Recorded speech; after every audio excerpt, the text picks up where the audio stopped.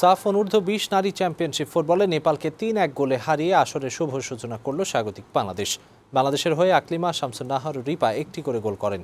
এই ম্যাচের আত্মবিশ্বাস কাজে লাগিয়ে পরবর্তী ম্যাচগুলোতেও জয় চায় গোলাম রাব্বানির শিষ্যরা। এদিকে উদ্বোধনী ম্যাচে ভুটানকে 12-0 গোলে হারিয়েছে ভারত। সাজ্জাদ সাজুর প্রতিবেদন। সাফ অনূর্ধ্ব 20 নারী ফুটবলে শুভ সূচনা করল বাংলাদেশ। নেপালকে 3-1 গোলে হারিয়ে আসরে নিজেদের প্রথম ম্যাচে জয় তুলে নিল গোলাম রব্বানির শিষ্যরা। কমলাপুরের মাঠে খেলার শুরুতে 2 মিনিটের মাথায় আকলিমা খাতুনের গোলে এগিয়ে যায় বাংলাদেশ। 12 মিনিট পর শামসুন নাহার ব্যবধান দ্বিগুণ করেন।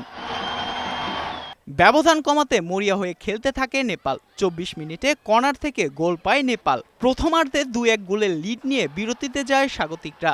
দ্বিতীয়ার্ধে সমতায় আনার চেষ্টায় থাকে নেপালের মেয়েরা, তবে গোলরক্ষক রূপনা চাকমা রুখে দেয় নেপালের সব চেষ্টা। পরে ইনজুরির সময় আরও একটি গোল পায় বাংলাদেশ। শাহেদা আক্তার রিপা ডান প্রান্ত থেকে দুর্দান্ত শটে বাংলাদেশের জয় নিশ্চিত করে। এই জয়ের ধারা পরবর্তী ম্যাচও ধরে রাখতে চায় বাংলাদেশ। ইন্ডিয়া অবশ্যই শক্তিশালী দল। ইন্ডিয়ার সাথে আমরা অলরেডি খেলা দেখছি এবং ইন্ডিয়ার সাথে এখন আমরা কালকে সময় পাবো, আমরা ম্যাচ প্ল্যান করবো এবং আমরা আমাদের স্বাভাবিক যে খেলাটা ওইটাই আমরা খেলবো এবং আমরা জয়ের জন্য মাঠে নামবো। সাজ্জাদ সাজু, বৈশাখী সংবাদ, ঢাকা।